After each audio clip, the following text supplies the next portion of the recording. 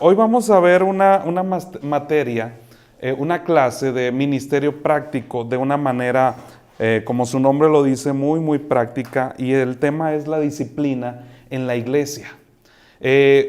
Los puntos y los principios que vamos a manejar, obviamente la palabra, no son exclusivos para la iglesia, sino que lo podemos aplicar en cualquier ámbito en el cual Dios nos ponga como una autoridad. Ahorita lo vamos a ver por qué. ¿Qué vamos a ver en esta clase? Para empezar la vamos a dividir en dos. Hoy es la primera sesión, esperamos terminar antes de las 10 para que no se vayan muy tarde. O me dicen si es antes, no sé, yo les digo, ¿verdad? Esta es la primera parte. Hoy vamos a ver lo que es la disciplina. Vamos a ver lo que es la disciplina en la iglesia. Las 4 categorías de pecado en la iglesia que hay que atender inmediatamente. Y hoy la cultura de resolución de conflictos. Esto es problema entre congregantes. ¿Cómo nosotros podemos manejarlo? Ahorita lo vamos a ver. El día de mañana, primera hora, si no me equivoco, a las 9, ¿verdad? Vamos a ver los temas sobre estos puntos de disciplina en la iglesia, reprender y confrontar el pecado en la iglesia, cómo reprenderlo y cómo hacerlo bíblicamente o correctamente. También vamos a ver algunos casos de disciplina en la Biblia, así como un modelo bíblico de disciplina que nosotros o que Dios nos invita a adoptar para poder ejecutarlo. Sale. Entonces lo vamos a dividir en dos. Esta es la primera. Vamos a comenzar definiendo qué es disciplina. Para esto voy a usar 3 diccionarios. Voy a hablar un poquito más rápido, a lo mejor ustedes son, y es bueno, de los que apuntan, alcancen a apuntar lo que puedan. Si ustedes ven a bien, yo les puedo mandar el PDF con los escritos, se los mandamos para que lo tengan todo allí, ¿verdad? Todas las definiciones. El léxico griego, en el griego español del Nuevo Testamento, dice que disciplina es corrección, es instrucción y es educación. El diccionario de idiomas bíblicos del Nuevo Testamento nos dice que es un entrenamiento, es una corrección para mejorar la conducta. El diccionario teológico del Nuevo Testamento dice que la disciplina es formar, instruir, educar y guiar. En pocas palabras nos está diciendo los diccionarios bíblicos que la disciplina es o no es un castigo, sino que la disciplina es una educación. Tenemos que partir desde ahí, porque la idea tradicional es que la disciplina es la aplicación de un castigo basado en la consecuencia o por consecuencia de haber incurrido en alguna falta. De manera que bíblicamente, claro, tiene que ver la aplicación de una consecuencia, pero no es lo elemental que la Biblia enseña en cuestión de disciplina. Normalmente nosotros tomamos la disciplina como una consecuencia. La mentalidad que tenemos es, incurrió en una falta, entonces yo le voy a dar una consecuencia acorde a su falta. Y es bueno, pero eso es lo secundario. Lo primario es entender que no es un castigo, sino que tiene que ver con la educación. Es educar, disciplinar es educar. La disciplina de Dios siempre va a estar para la instrucción. Uno de los versos en el Nuevo Testamento que más habla sobre la disciplina se encuentra en el libro de Hebreos, en el capítulo 12, versículos del 4 al 8, que dicen: porque aún no habéis resistido hasta la sangre combatiendo contra el pecado, y habéis ya olvidado la exhortación que como a hijos se os dirige, diciendo: hijo mío, no menosprecies la disciplina del Señor, ni desmayes cuando eres reprendido por Él. Porque el Señor al que ama disciplina y azota a todo aquel que tiene por hijo. Si soportáis la disciplina, Dios os trata como a hijos, porque ¿qué hijo es aquel a quien el Padre no disciplina? Pero si se os deja sin disciplina, de la cual todos han sido participantes, entonces sois bastardos y no hijos. Una palabra fuerte, ¿verdad? Pero una realidad en el tema. Vamos a ver castigo, disciplina. El castigo es o sirve o funciona para ejecutar justicia. El castigo funciona para ejecutar justicia, o sea, la consecuencia, decíamos, de una indisciplina. La disciplina educa.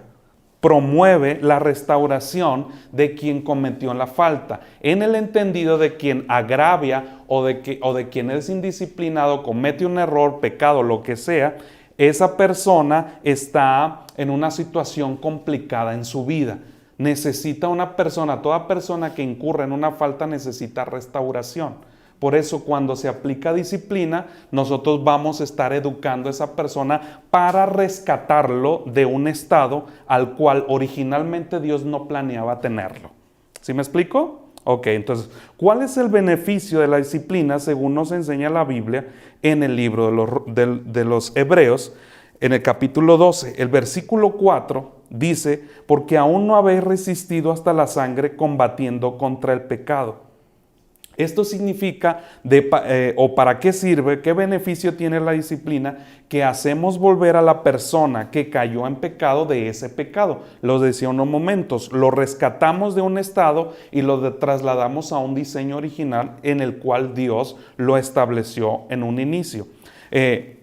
Las personas no cambian, o las personas de la iglesia no cambian porque no son disciplinados por una autoridad. Ahorita lo vamos a ver. Si tú dices, ¿por qué esta persona no cambia por más de que le diga? Porque esa persona no necesita información, necesita educación, necesita disciplina. Eso, aún en el ambiente de la autoridad en nuestro hogar con nuestros hijos, los que somos maestros en la escuela, en las universidades, en toda área donde haya una representación de autoridad, tiene que aplicarse una disciplina porque es parte de la educación de los alumnos. El verso 10 de Hebreos 12 dice lo siguiente: y aquellos, hablando de la disciplina de los padres, ciertamente por pocos días nos disciplinaban como a ellos les parecía. Pero o sea, la disciplina de Dios, hablando en ese contexto, para lo que nos es provechoso, para que participemos de su santidad. De manera que el beneficio de la disciplina en una iglesia es para que una persona comience a perfeccionarse o se esté perfeccionando en la santidad de Dios. Es parte. Aunque el Espíritu Santo, mañana lo vamos a ver en la materia de soteriología, es quien lleva el perfeccionamiento en la santidad de la gente, Dios va a requerir siempre de la autoridad, porque para eso es puesta, para que a través de la autoridad la persona o quien recibe la instrucción, la educación, empiece a ser transformado. ¿Sale?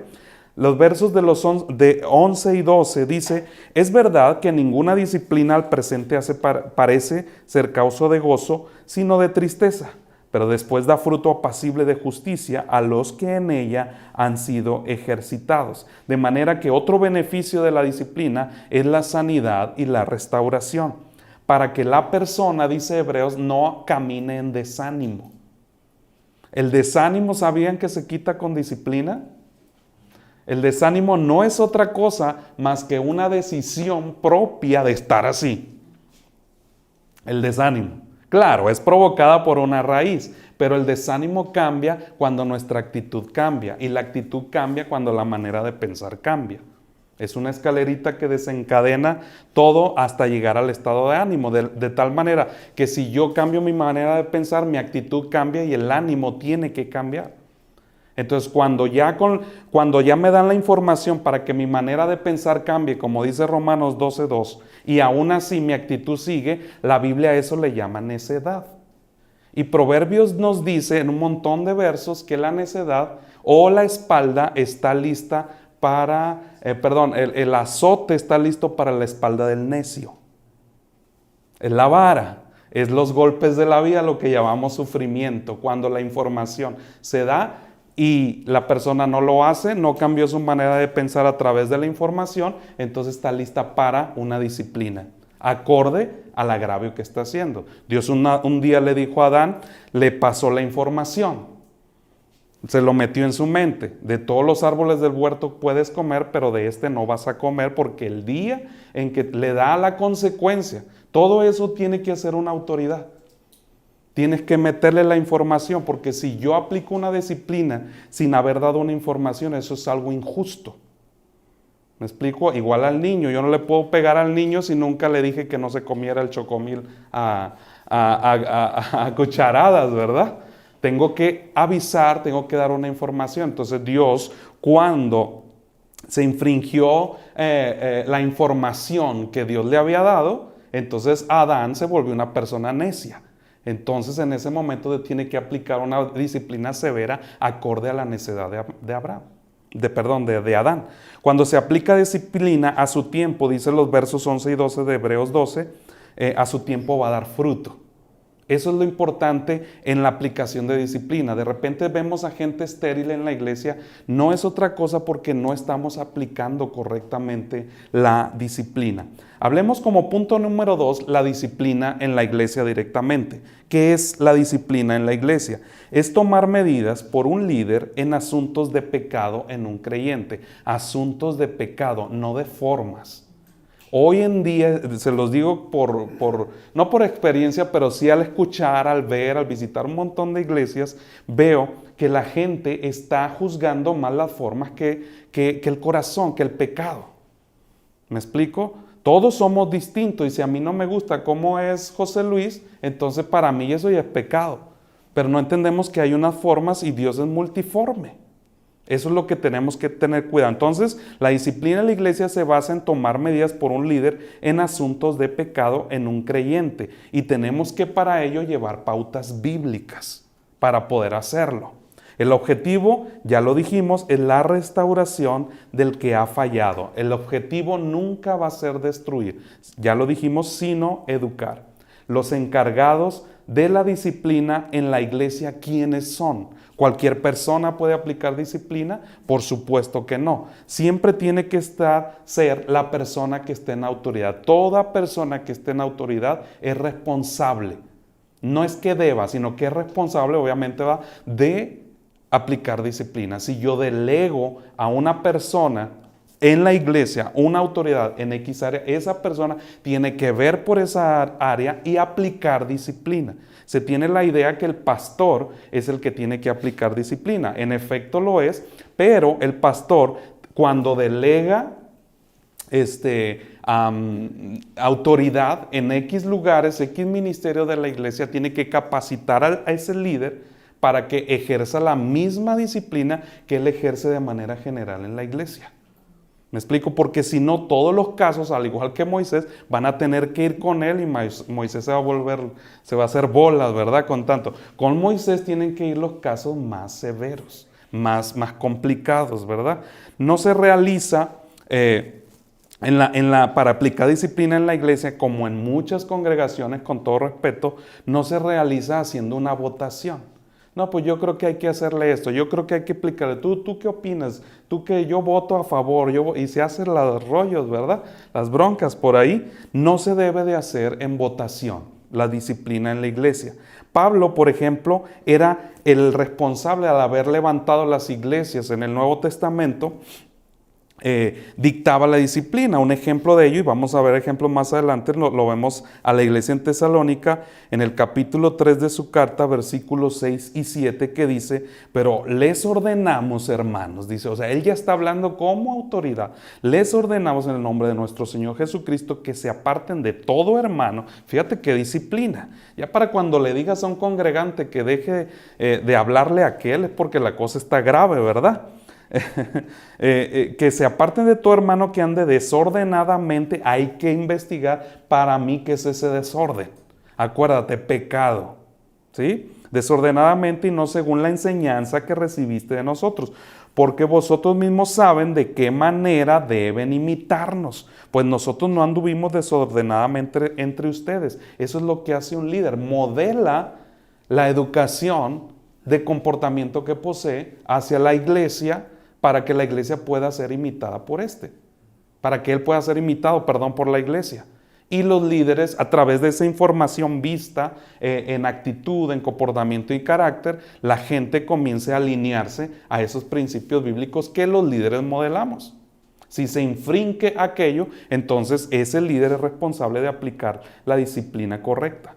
Pablo, en posición de líder, también disciplinó, decíamos, en la autoridad de Cristo. Otro ejemplo, 1 Corintios 4, 5, 4 y 5, dice, en el nombre de nuestro Señor Jesucristo, reunidos ustedes y mi espíritu con el poder de nuestro Señor Jesucristo, el tal sea entregado a Satanás, dice. sea entregado a Satanás para destrucción de la carne, a fin de que el espíritu sea salvo en el día del Señor. No está diciendo destruir a la persona, sino destruirle la carne, destruirle el aspecto que lo está llevando a infringir la ley. ¿Sí? Entonces, ¿por qué dice entregado a Satanás? Porque el Satanás es el único que tiene acceso a nuestra carne. Es con lo que él trata. ¿Me explico? Entonces, una iglesia sin disciplina siempre va a ser una iglesia que le va a faltar pureza, poder y progreso. Si no hay disciplina en la iglesia, estos tres elementos que Dios quiere darle a su pueblo van a faltar. Vamos a hablar de la pureza. Pureza, la Biblia dice en Efesios 5, 25 al 27 lo siguiente: maridos, amad a vuestras mujeres, así como Cristo amó a la iglesia y se entregó a sí mismo por ella. ¿Para qué? Dice el 26.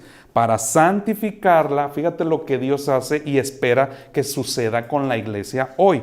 Santificarla, habiéndola purificado en el lavamiento del agua por la palabra, a fin de presentársela a sí mismo una iglesia gloriosa, que no tuviese mancha ni arruga ni cosa semejante, sino que fuese santa y sin mancha.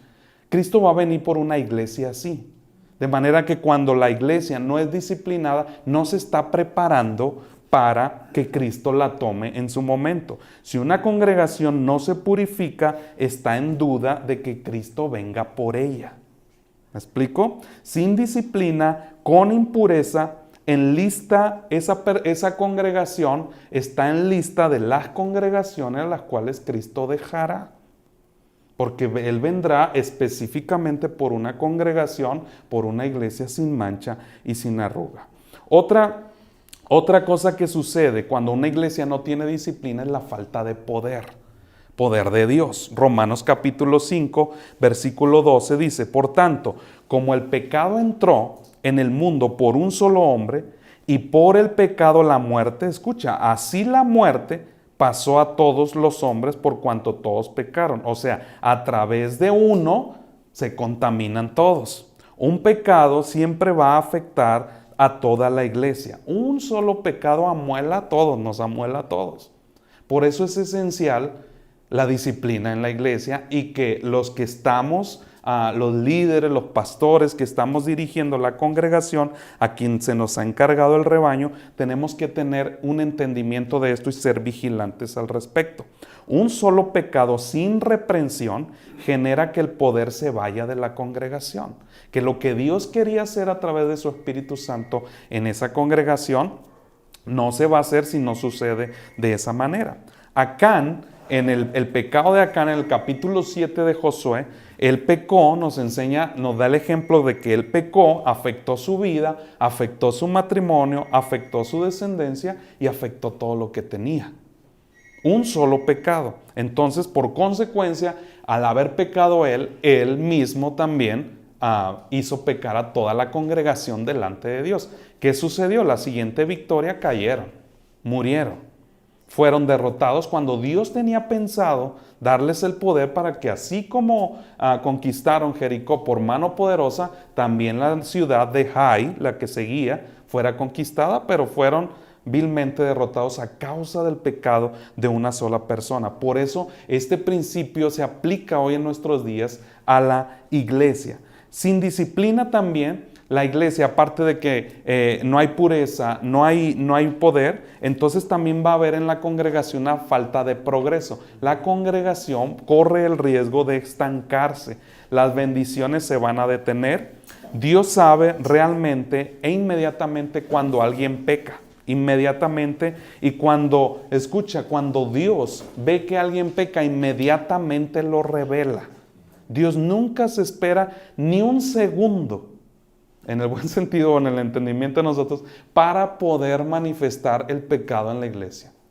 Llámese por cualquier medio, Dios siempre hace lo imposible que Él sabe hacer para sacarlo a la luz. Por más esfuerzo de esa congregación, si no se atiende a aquello, no va a resultar nada hasta que haya limpieza de pecado. ¿Alguna duda hasta aquí? ¿Vamos bien? Ok. Vamos a ver como punto 3 las 4 categorías de pecado en la iglesia que tú y yo, los líderes, tenemos que disciplinar, tenemos que atender iniciando un proceso de disciplina.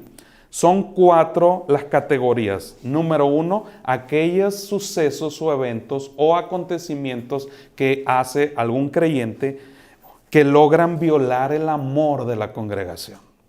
Número 2, ahorita lo vamos a ver detenidamente alguno. Número 1, violan el amor de la congregación, violan la unidad de la congregación, violan la ley, o sea, la palabra que se está dando en esa congregación o lo que Dios dice en su palabra al respecto, y violan la verdad cristiana. Comencemos número 1 con el amor. Cuando se viola el amor. Mateo 5, 23 y 24 dice, si traes tu ofrenda a tu altar y allí te acuerdas que tu hermano tiene algo contra ti, deja allí tu ofrenda delante del altar, anda, reconcíliate primero con tu hermano y entonces presenta la ofrenda. ¿Qué nos está diciendo aquí? Que hay una ofensa entre hermanos que está violando el amor entre ellos y por consecuencia el amor de toda la congregación está en peligro.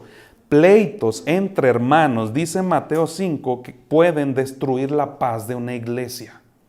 Un solo pleito, no estamos hablando de grandes masas ni divisiones ni ese tipo de cosas. Estamos hablando de una simple y sencilla enemistad, por así decirlo sencillo, ¿verdad?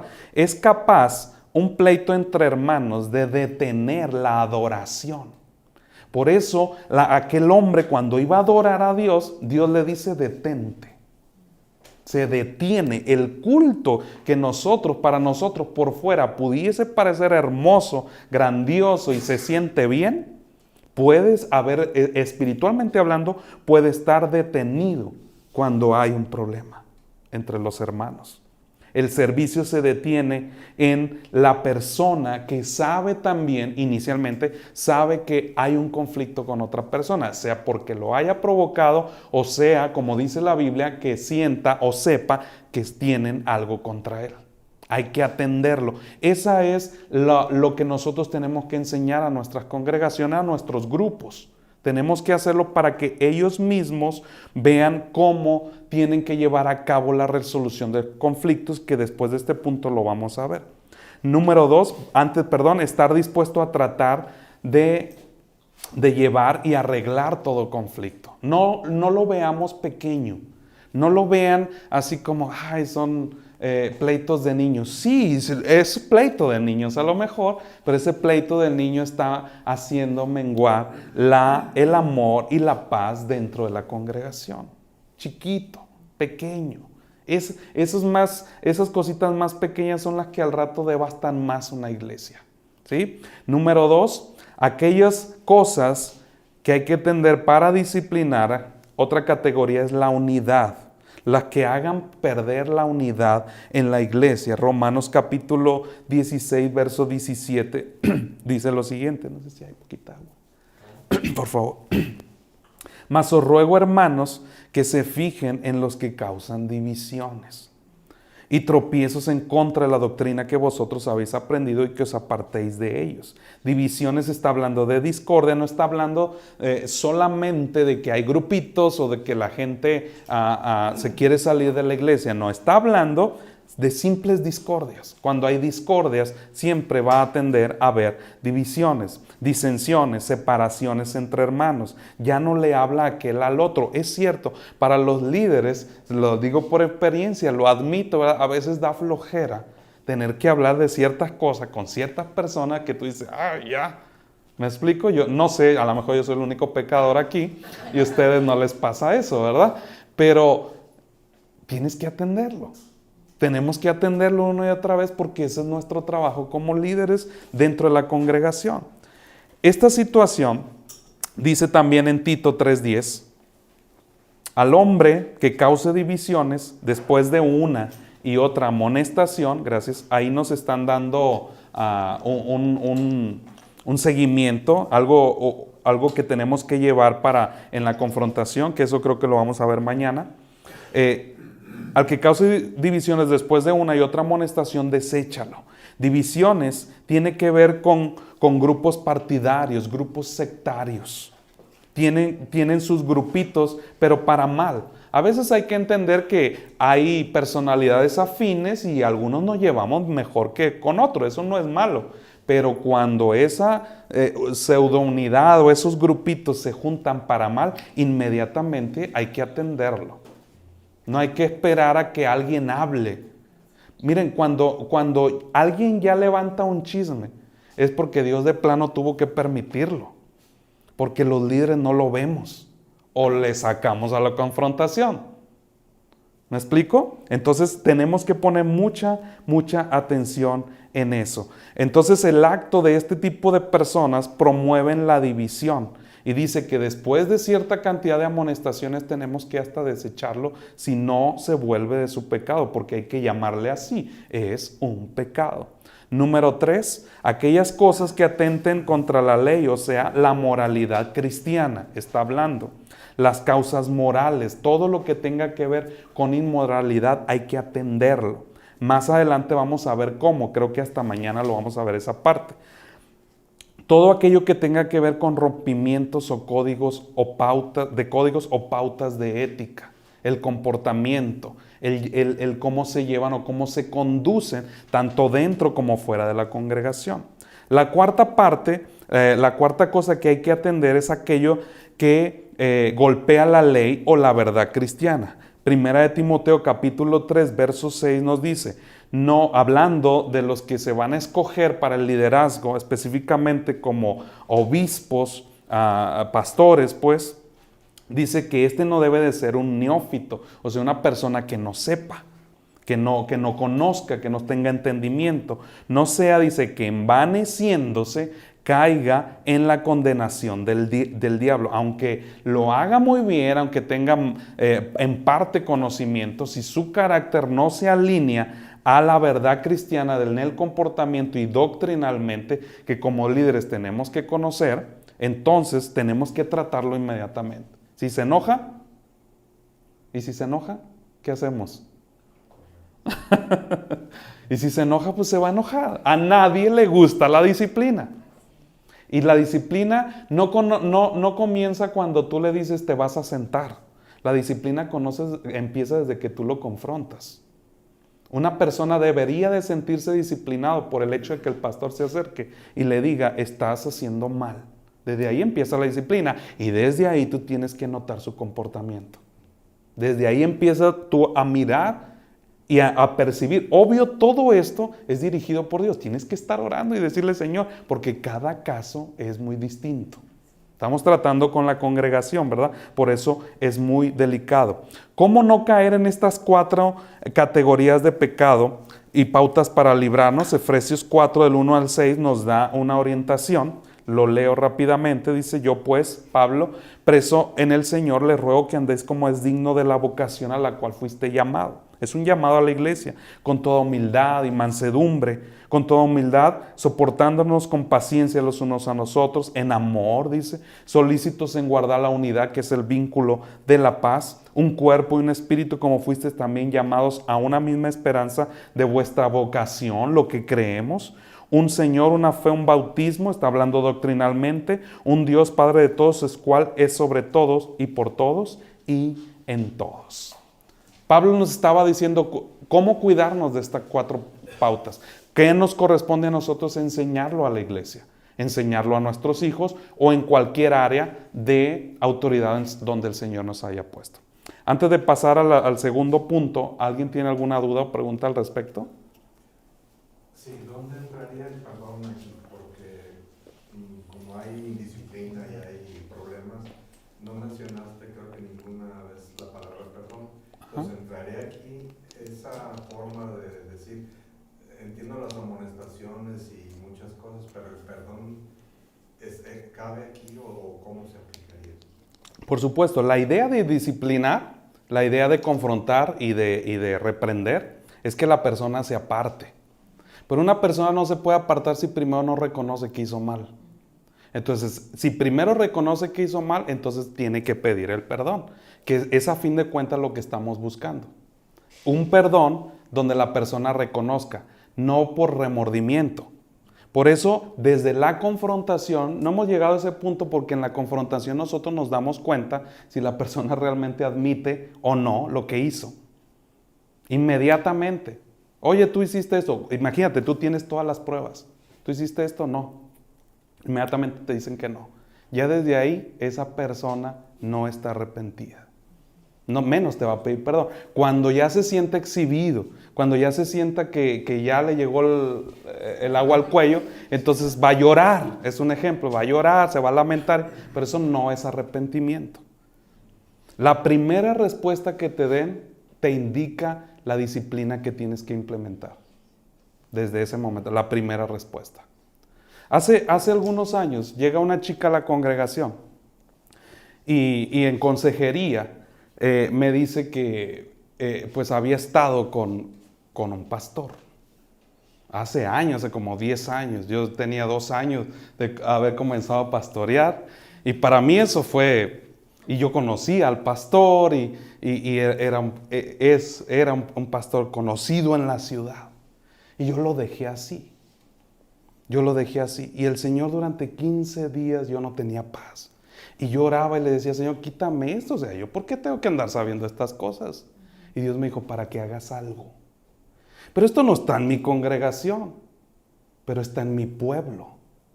¿Me explico? Entonces, qué difícil es para un joven tenerse que ir a confrontar con tremendo líder, decirle lo que está pasando y que te mande por un tubo, porque es lo más seguro que va a pasar. Pues total, me tuve que armar de valor y dije, pues igual a lo mejor no, ¿verdad? Pero ¿cómo lo voy a saber? Dios no me dejaba tranquilo. Lo platiqué con mi esposa, el hecho, el evento, no di nombre ni nada, ni aún a ella por prudencia, pero ella me decía, ve, ella es distinto, no, yo ahorita voy, no, relájate, ¿verdad? Pero yo no, yo la pienso, yo le digo, y que lo mejor, Señor, confirma que el vellón salga con agua, como, ¿verdad? Que se moje. Y yo estaba ahí pidiendo casi que el pajarito bajara y me dijera, el ángel, ¿verdad? Total fui. Entré con el pastor y le dije, pastor, fíjese, yo no creo, yo no creo. O sea, yo iba cuidándome a mí, tenía miedo. No sabía, se los confieso. Llego, mire, le decía, me dijeron esto, pero yo no lo creo. Digo, y yo quiero saber. No es cierto, me dijo. Así, molesto. No es cierto, me dijo. Ah, no, pastor, pues no se agüita. Pues, ¿yo qué? Aquella muchacha que anda inventando. No, pues es que ella me dijo así y le empecé a dar todos los datos. Y ella tiene llamadas y ella tiene, digo, eso fue lo que ella me dijo. ¿Y qué vas a hacer con la información? Me dice. Dije yo, ¿me explico? No, pues yo nada más vine a hablar con usted. Y entonces él agachó la cabeza y me dijo, es cierto, pero no es como ella lo cuenta. Le dije, a mí ya no me cuente. Lo único que yo quería, o sea, yo no sé de dónde salieron palabras, pero yo creo que Dios lo hizo, porque yo no sabía qué hacer. Pero en ese momento yo le dije, yo no quiero que me dé detalles, yo no soy quien. Lo que sí yo vengo es que esto afecta a la chica que está allá, afecta a su congregación, afecta su vida y afecta a su matrimonio y afecta a su familia. ¿Tiene usted pastor? No, pues que sí, entonces vaya y platíquelo con él, confiésalo. Ya hasta de tú le hablaba yo, ¿verdad? Sí, llegué hablándole de usted, ahora hasta de tú, ¿verdad? Confiésalo, le dije. No, sí lo voy a hacer. Oré por él. Me volví a repetir, él estaba súper atemorizado de que yo sacara alguna información. No es la intención, le decía yo, con todo mi corazón. Yo no vengo a eso. Lo que yo busco es lo que Dios dice. Que el pueblo de Dios esté sano, esté santo, que el diablo no nos gane ventaja. ¿Me explico? Entonces, eso es lo que hay que buscar siempre que la persona se arrepienta. Digo, como ya no, en ese sentido, mi trabajo era confrontar porque no estaba dentro de mi jurisdicción, ni soy su autoridad, él tiene otra autoridad. Yo lo confronté, él sabrá si su sanidad continuaría en los próximos años. Yo ya no lo supe. ¿Sí me explico? Pero ¿qué sucede cuando yo confronto a alguien que está bajo mi autoridad? Tengo que llevarlo en todo un proceso de arrepentimiento. para restaurarlo y sacarlo de la condición en la que está, porque si no lo atiendo, me va a afectar aquí todas las ovejas, ¿verdad? Espiritualmente hablando, mi iglesia se estanca, no hay pureza y Dios no podría hacer lo que Él intentaba hacer con nosotros. Por eso es elemental. ¿Sale? Vamos a cambiarle un poquito el giro. Miré a bien tomar este tema siguiente, que es establecer una cultura dentro de la congregación de resolución de conflictos. Aquí esto, primeramente como líderes, hemos visto problemas entre los congregantes. La mayoría de congregantes no saben cómo solucionarlos. Utilizan su personalidad, su carácter o la poca información que tienen o la cultura que les enseñaron sus padres. Pero vamos a ver a la luz de la Biblia cómo primeramente nosotros tenemos que aplicarlo por nosotros mismos y luego enseñarlo a la iglesia para que ellos tengan una cultura de cómo llevar a cabo el proceso de resolución de conflictos. Para ello vamos a tomar de base en el Evangelio de Mateo, el texto que leímos hace rato, Mateo 18, del 15 y 17, dice: por tanto, si tu hermano peca contra ti, otra vez, peca. A mí han venido congregantes y me dicen, es que esta persona así. Y yo digo, eso no es pecado. Eso no es pecado. Entonces, ¿qué es? Eso es una forma y una manera de ser de la persona, pero ¿dónde dice la Biblia que eso es pecado? Ah, no, pues vaya y dígale. ¿Y yo por qué? ¿Me explico? Una persona hace tiempo también a mí me dijo, yo ya no voy a estar en este grupo porque veo que lo que se está haciendo está mal. Hablando de mí, que mis decisiones estaban malas. Entonces le digo, ok, bueno, pues cada quien tiene derecho a pensar que las decisiones que toma una autoridad son malas. Tienes el derecho de pensarlo, pero dime dónde está mi pecado para que actúes como si yo estuviese pecando. Y se quedó, no, pues pecado, así pecado no es, ¿verdad? Así pecado bien llamado no es. Ah, ok, entonces lo único que te puedo dar ahorita es discúlpame por ser así. Discúlpame por la libertad que Cristo me da de hacer lo que yo creo que Él me diga. Discúlpame. Se quedó serio. Obviamente no se salió de ese grupito, entendió lo que se le estaba enseñando, ¿verdad? Entonces dice, si tu hermano peca contra ti, ve y repréndele estando tú y él solos. Vamos a aprender todo este proceso. Si te oyere, has ganado a tu hermano, mas si no te oyere, ahí está la finalidad. Ganar al hermano, que no se salga, que no se pierda. Mas si no te oyere, toma aún contigo a uno o dos, porque de que pasa, ¿verdad? Si no te oye, toma otros dos para que en boca de dos o tres testigos conste toda palabra. Si no los oyere a ellos, dilo a la iglesia, y si no los oyere a la iglesia, tenlo por gentil y publicano. Aquí vamos a ver que Jesús estaba enseñando sobre bondad y piedad. Cualquier judío que lee esta parte de la Biblia, claro, judío mesiánico que cree en Cristo como su Señor y Salvador, ellos le llaman el Hasidut. El Hasidut es cuando un rabino, un maestro está hablando de una vida de apego y piedad en la Torá, en las Escrituras. Esa es la base de la esencia del mensaje de Jesucristo aquí. Está hablando de Hasidut. No lo dice así la Biblia, pero el contexto, puesto que Jesús era judío, pues verdad, no necesitamos explicar eso. ¿De qué escrituras estaría hablando? Pues obviamente de su Torah, que era lo que tenían ellos para entonces. Entonces, Jesús estaba hablando y la intención de dar este ejemplo es de que las personas tuvieran una vida de apego y piedad a las escrituras, lo que nosotros tenemos como la Biblia o la palabra. ¿Cómo reaccionar ante el pecado de otro cometido contra mí? El pecado de otro cometido contra mí. Jesús les estaba dando la palabra. Y prácticamente la base del trato siempre iba a ser el tratarle con bondad al pecador. Nunca Dios, Jesucristo, estaba en la idea de tratarlo mal a causa de su pecado. A eso se le llama Hasidut. Lo que dice la Biblia en el trato de bondad hacia los demás. Entonces, porque el pecar, cuando Jesús daba esta enseñanza, Él les estaba enseñando y nos enseña a nosotros que el pecado del otro hermano que me ofendió, me estaba indicando que ese hermano se alejó de la palabra. Quiero intentar captar o llevar a sus corazones lo que Jesús, la esencia, lo que tenía Jesús en su corazón al hablar esto. No eran simples palabras ni todo un punto número 1 o 2 para resolver un conflicto. No era eso.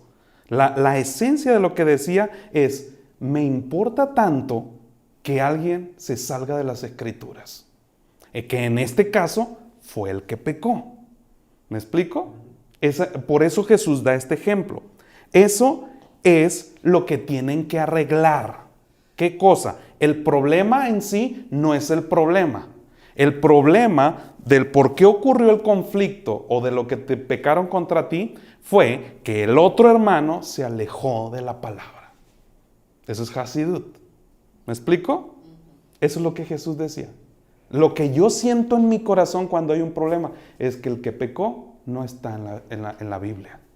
Se alejó de Dios. Eso es una consecuencia de algo. Lo que nosotros vemos es me robó, me injurió. Es lo que me duele, lo que me ofende. Pero lo que Cristo está diciendo es que no les ofenda tanto eso. Que les ofenda más que se alejó de mí. Cualquier persona que se aleje de alguien, de Dios, va a pecar contra ti. En su forma más práctica y habitual. Nosotros como seres humanos tendemos inmediatamente a juzgar el agravio. Jesús en esta porción está diciendo no juzguen el agravio. Básense, para que poder resolver un conflicto, básense en el estado del corazón de la persona. ¿Cuál es el problema de él? Y tú te vas a dar cuenta, vas a llegar al punto donde, bueno, esa persona se alejó de Dios en algún momento. Así para el adúltero, así para el que roba, así para el que infama, al que divide, al que golpea. Se alejó de Dios y el alejamiento de Dios lo llevó a pecar contra ti. ¿Me explico? Entonces, Jesús estaba diciendo, nos implementa, nos envía el mensaje de que nosotros digamos ante esa situación de conflicto me duele la conducta de pecado de mi prójimo. Sí, me duele lo que me hizo, pero me debe de doler más la conducta de pecado, de alejamiento, por el alejamiento que tiene esa persona de Dios. Por ello, cuando yo tenga ese entendimiento, entonces puedo ir a hablar con él. ¿Me explico? Yo no puedo ir a hablar con alguien que pecó contra mí si primero no tengo este entendimiento. O sea, pecó contra Dios, no contra mí, primeramente, contra Dios. Hoy en día en las iglesias, primero se trata tu dolor. Y al último, que pecó contra Dios. Por eso estamos todos volteados. Porque lo que Cristo estaba diciendo es, el agraviado, señores, soy yo. Antes que tú. Eso te debería de doler más que lo que te duele a ti. Tu propio sufrimiento personal. Que Jesús no lo estaba minimizando, por supuesto. Le interesaba que se resolviera el conflicto. Pero la base de la resolución del conflicto es el que la persona infringió la ley de Dios. Eso como líderes tiene que estar en nuestro corazón. Punto número 1, la frase dice, si peca contra ti. Ojo, no está diciendo si te sientes mal por lo que hizo. Hay que llamarle a las cosas como son. Vuelvo a lo mismo, no es si la forma en la que la persona es no te gusta, es si peca contra ti. O sea, habla de un dolor a causa de lo que te hizo, el tener un dolor por causa de lo que la persona hizo. ¿Me explico? Una inquietud por el agravio que cometió de parte de Dios. No porque a mí me duele más que a Dios. A ti no te duele más que a Dios cuando alguien peca contra ti. Es que mi dolor es tan grande. Ese es lo que cuesta trabajo meterle o sacarle la información a una persona en depresión. Porque tú le dices, esa persona, es que de aquí no me saque porque mi dolor es muy grande. Lo único que lo va a sacar de ahí es el hecho de que el dolor que Cristo siente por el pecado es mucho más fuerte que el que lo recibió, físicamente hablando. Eso es lo primero que hay que tratar. Entonces, el hecho de que se apartó de las Escrituras, de hecho, esa es la única causa de pecado, lo dijimos ahorita. Es lo que Cristo ve. Quiere decir que Dios no ve mi robo, Dios no ve mi agravio. Sí lo ve, pero Él está esperando ir a la raíz. que vayamos a la raíz, el corazón, la actitud, el carácter de la persona, la condición, no lo que me hicieron, sino la condición del corazón del quien agravió. Jesús dice, acércate y demuéstrale que te preocupa el estado de tu corazón. Pero ¿quién en su sano juicio, ¿verdad? Humanamente hablando, dolido por lo que le hicieron, va a ir y le va a decir, me interesa? Pero a eso se le llama madurez. A eso se le llama calidad de hijo e hija de Dios. Ahora, no estoy diciendo que ahí no hay margen de tiempo. Te golpearon ayer y mañana tienes que. El tienes que aquí no entra. Porque para esto Dios te tiene que dirigir. A lo mejor va a pasar un año. A lo mejor menos. Va a depender mucho de nuestra madurez y el acercamiento que nosotros mismos tengamos a las Escrituras o a la palabra de Dios. Porque muchas veces los golpes que nos dan no es otra cosa más que para manifestar de parte de Dios qué tan apegados estamos a Él. ¿Me explico? Entonces, Jesús dice, acércate, demuéstrale que te preocupa el estado de su corazón. Es una cuestión de amor hacia quien se ha desviado. Esa es toda la base. La cultura en los conflictos hoy en día en la congregación es, le voy a decir lo que me hizo, espérate. Y el pastor los junta. A mí me tocó, no me lo pueden contar. Cuando no era pastor y tenía mi pastor. Pues se sintieron agraviados. Ojalá hubiera, bueno, no es cierto, ojalá no hubiera sido por pecado, pero si hubiera sido por pecado, pues más o menos hubiera estado bien. Pero el pastor lo que hacía es, pues se sienten mal estos, andan mal, a ver, vengan, júntense y díganse todo lo que se tienen que decir ya. Y así el pastor terminaba con el asunto. Ya, porque obviamente para él era una carga estar viendo eso. Pero eso también demuestra que nosotros como pastores no sabemos manejar un conflicto. ¿Me explico? Entonces, le voy a decir todo lo que me hizo. Eso es hablar de lo tuyo. Y en ningún momento Cristo dice que hables de lo tuyo cuando vayas a resolver un conflicto. Hace 2 semanas fue un matrimonio que ha ido regularmente a la iglesia. Y me decían, de repente uno decía una cosa, tú sabes, ¿verdad? Otro decía otro, yo nomás así como si fuera un juego de tenis. Y yo les dije, ya. Yo no estoy aquí para verlos pelear. Se los dije. Yo no estoy aquí para verlos pelear. Si se van a pelear, váyanse a la calle y ya peleense. Yo no puedo estar perdiendo mi tiempo. Y se quedaron serios. Y tú dices, ay, ya. No, nomás le volví. Otra, ay, no, decía. Suele pasar en las congregaciones. Le digo, y se están peleando y aparte delante de mí. No porque yo sea alguien importante, sino porque no están haciendo, ni siquiera me están escuchando. ¿Me explico? Entonces, no es para decirse lo que tienen, lo que sienten de su dolor. Eso nunca va a arreglar nada. Y le voy a decir, y espérate que lo vea. Y pastor, júntemelo. Como que, ¿verdad? Se oye la pelea así un poco más santa. Júntemelo, espera que lo vea. ¿Cuándo va a ser la junta, pastor? A lo que vamos, vamos. Cuidado con eso. Si está dolido la persona, que no hable. Si está dolido la persona, que mejor ni hable, porque lo que va a hacer es soltar todo el dolor y el coraje y no la bondad y piedad. Porque el dolor tiende a ocultar la bondad y piedad, mucha o poco, que Cristo en su momento había hecho resurgir en nuestras vidas. Por eso Cristo dice, relájate y entiende y ejecuta el entendimiento de lo que yo quiero que hagas. No puedo preocuparme por un corazón que anda mal si el mío está peor. No puedo arreglar ningún conflicto. Y estoy hablando de mi conflicto. Ahora, como pastores, pues siempre, por eso Dios nos pide que tenemos que tener guardado nuestro corazón, digo, todo el tiempo, no tener nada contra nadie. Y eso se lo manda a toda la iglesia, no nada más a los pastores. Pero somos los primeros que tenemos que estar atentos a eso para que cuando surja un conflicto, pues poder ayudar, no arreglárselo, pero sí ayudar diciéndoles esto. Eso es lo complicado a veces del líder, de que esto lleva tiempo y hay que estar y hay que darle. Así es la restauración. No podemos ir a hablar si no hemos esperado este primer paso. Ahí se ve cómo está nuestro corazón. Hay que sanar antes de hablar. Es probable que tú vayas a tener primero que sanar a uno y luego al otro y luego juntarlos. Por eso a veces la gente no te da chance en la iglesia y al siguiente domingo ya ni están. Lo triste es que se van dolidos y a donde van les van a pasar lo mismo porque van mal. Entonces, como pastores, alerta inmediatamente al que llega o al que se va. Tener esos puntos de referencia. Entonces, analiza si el hecho pisotea la palabra. ¿Es pecado? ¿Ofende a Dios? No a ti. O aunque te ofenda a ti, primero atiende la ofensa a Dios. Revisa si te duele que tu hermano le haya fallado a Dios, no a ti. Eso hay que revisarlo primero. Si te sientes pisoteado, que te fallaron, no vayas aún, sana tu corazón, porque si vas a tratar a la persona como un gentil y publicano antes de tiempo. Todavía. La gente nota, lo tiene en conflicto con alguien y ya lo trata como gentil y publicano. Ya no se juntan con ellos, ya no le hablan, lo que antes había ya no hay. Ahora es, ni lo conozco aunque vamos a la misma congregación, porque no hay un entendimiento de la palabra.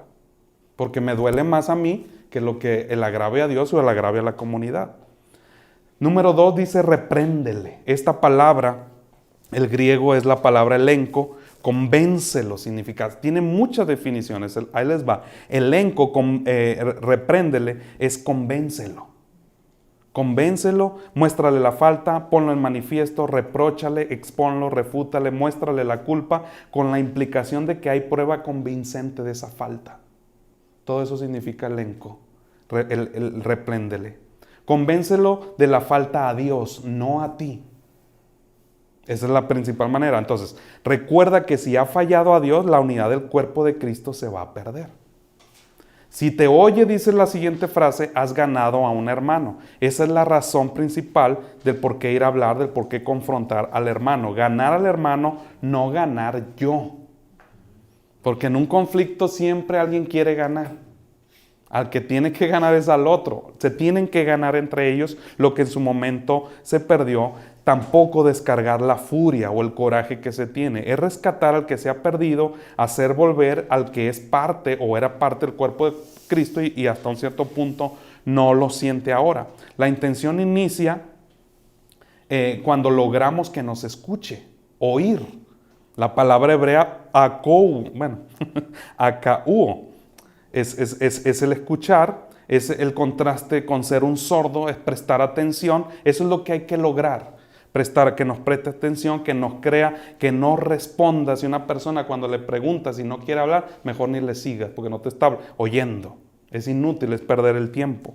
Es que te obedezca a hacer conforme a lo que ha escuchado, es escuchar con atención, comprender y responder a una verdad espiritual. Eso es oír en esta parte de la Biblia. Dice, si te escucha porque le hablas, no porque te ofendes, puede ser ganado. En este segundo paso tú te das cuenta inmediatamente de lo que sigue. Si te escucha, entonces la persona va a abandonar su pecado, va a pedir perdón. Eso significa que te escuche. Abandona su pecado, regresa al cuerpo y se acabó el asunto. Nadie más se dio cuenta. Ojo con esto, lamentablemente, para cuando tú ya estás hablando, media iglesia ya lo sabe, porque nos brincamos todos los principios de la palabra en la resolución de un conflicto. Y eso habla lamentablemente de la madurez de la iglesia, lo que hay que atender. Y Dios nos lo deja ver como líderes y pastores para atender esas situaciones.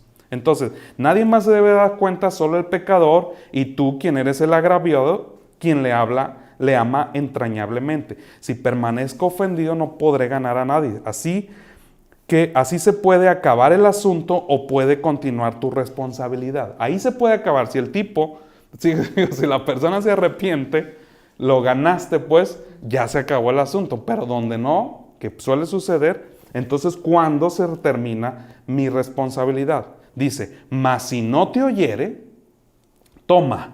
O sea, ve por otras personas. Es hasta este punto donde ya tenemos que involucrar a tercera persona y es lo más complicado. Se empieza a poner más tenso el asunto, pero hay que llegar hasta las últimas consecuencias por parte de que nosotros tenemos que mantener el orden y la santidad de la iglesia. ¿Sí? Si no te oye, no dice mándalo por un tubo. Pues ya no quiso, pues que se vaya por allá, ¿verdad? Si no te hace caso, tenlo por gentil y publicano. No dice eso tampoco. Si no te oye, dice el Señor, insiste todavía porque hay más que hacer, mete a terceras personas en el asunto. Ahora, ¿qué tipo de personas? ¿A quién le contamos el asunto? ¿Verdad? En boca de 2 o 3 testigos conste toda palabra de corrección que sea dicha, dice la misma Biblia. Quien solo puede saber para ayudar con la misma actitud. Esos son los testigos. Quien solo puede saber cuando tienen esa misma actitud. Si no, no hay testigos. No se está refiriendo solamente a testigos oculares, sino a personas que tengan la capacidad y la madurez que tú tienes en la atención de ese asunto. Testigos, te lo explico poquito. Personas que después de haber observado algo tener lugar son capaces de dar cuenta exacta y completamente de lo que ha ocurrido. Gente con reconocida integridad de entre la congregación. Esto lo dice el diccionario de temas bíblicos. Deuteronomio 17:6, ahí es donde está la ley para los testigos, lo pueden buscar. Se necesitan testigos porque más personas avalarán que fue pecado, primeramente. Los testigos también son porque puedo interpretar yo como pecado algo que no lo es, ya lo vimos, porque quizá haya mentira o porque se está acusando falsamente, un testigo falso, vaya. Necesito que Dios me aclare si lo que percibo es pecado en la otra persona. Si no es pecado y me ofendo, Dios me está diciendo que mi corazón está mal, como la persona que se ofendió por cómo yo soy. Al no ser pecado, Dios me está diciendo a mí, esta persona trae mal su corazón. Porque no sabe ni distinguir lo que es pecado y lo que es una forma de ser. Debes de preguntarte, ¿es pecado? ¿Me duele que esté pecando? La labor de los testigos es decretar, según el Antiguo Testamento, decretar muerte sobre el pecador. Esto tiene una connotación interesante. Se buscan testigos solo porque el pecador no quiso escucharte a ti personalmente. Ya desde ahí la disciplina se empezó a orquestar. Y el no quererte escuchar es despreciar por segunda vez la palabra de Dios, y eso lo hace un necio. Ya lo vimos. Para cuando hay testigos, la muerte sobre esa persona espiritual ya anda rondando. ¿Me explico? Cuando tú tienes que usar testigos es porque la persona ya está medio frita. Pero tiene esperanza todavía. Por eso hay que seguirle hasta la última oportunidad. Y si se lo digo a alguien que no es testigo, caigo en pecado. Enseñémosle eso a la iglesia. Una vez una mujer vino, es que está en pecado. Esta persona habló algo de mí. ¿Cómo se llama eso? Chisme o murmuración, ¿verdad? Y vino y me dijo lo que le dijo. Y yo le dije, ¿por qué me lo cuentas a mí? Y me dijo, porque usted es el pastor. ¿Y qué tiene? Le digo, la Biblia no dice que le cuentes al pastor. La Biblia dice que le cuentas al que te agravió. Y eso bajo todos estos lineamientos. Ok, bueno, pues hay que ir. Lo bueno, gracias a Dios, que me lo viniste a contar a mí.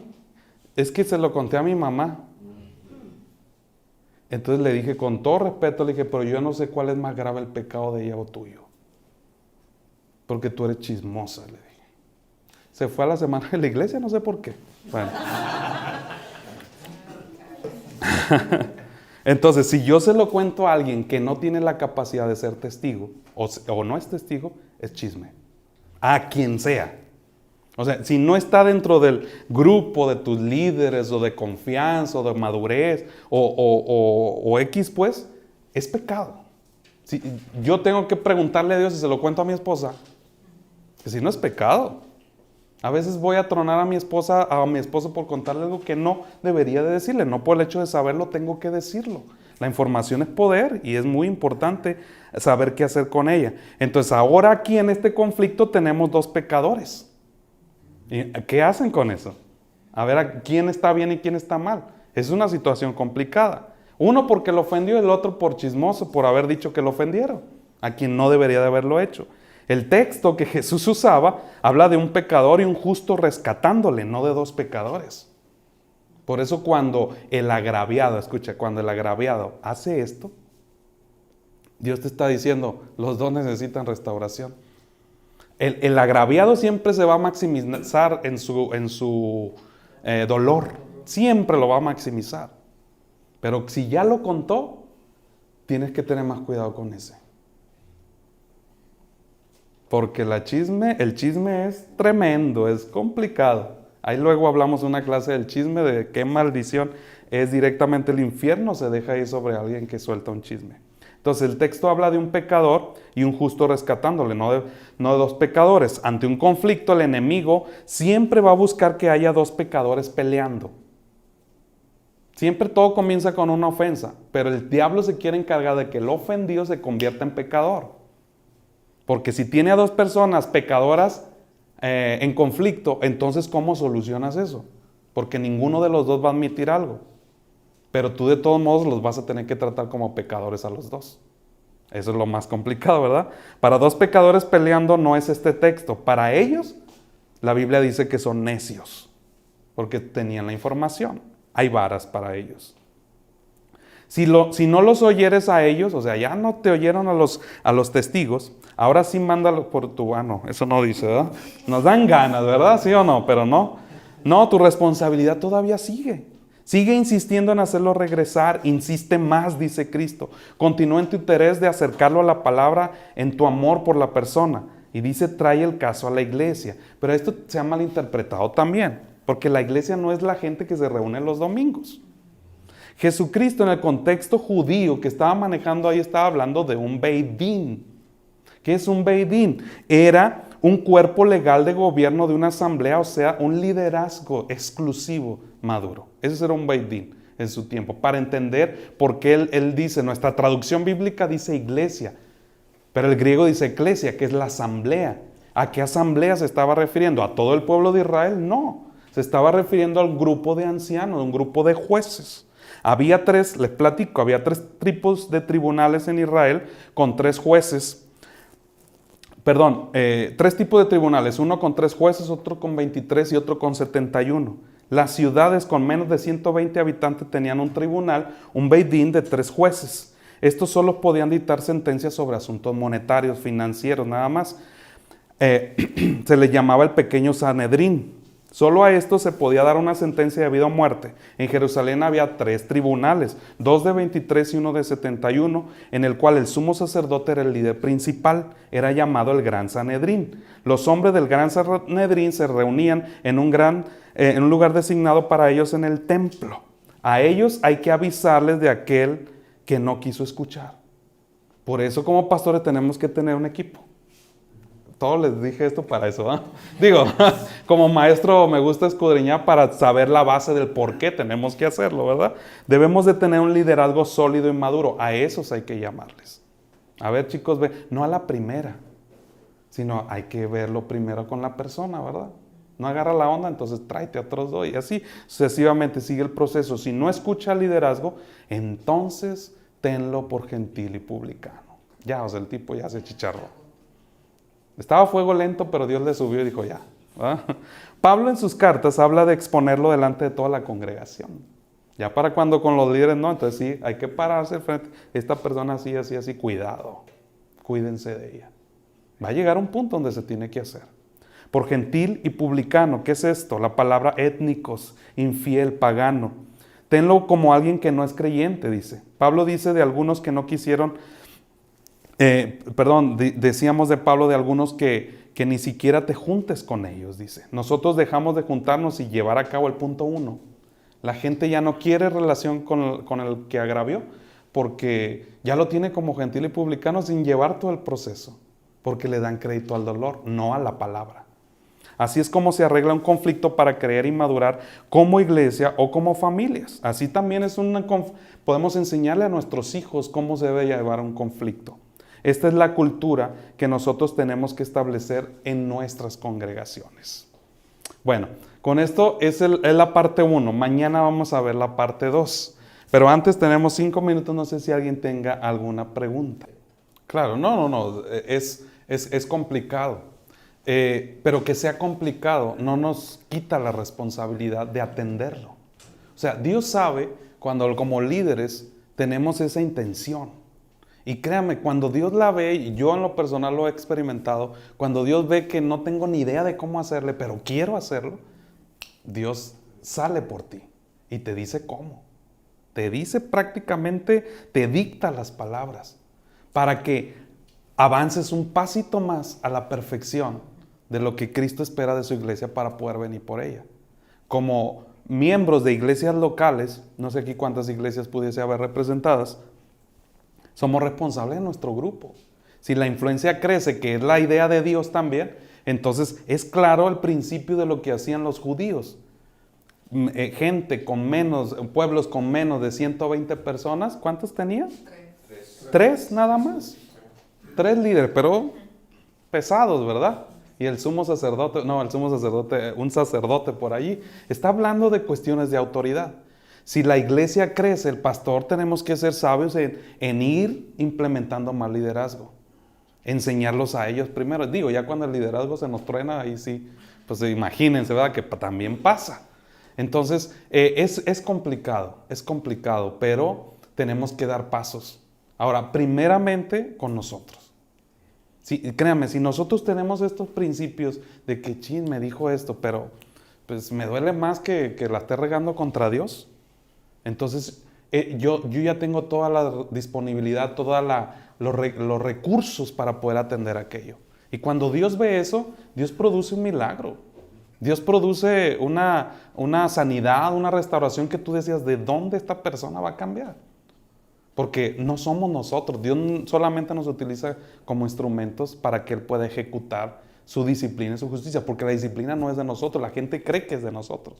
Nosotros solamente ejecutamos lo que Dios nos dice. A la gente aún así no le agrada, pero pues eso tenemos que aún así ejecutarlo. ¿Sí? ¿Alguna otra?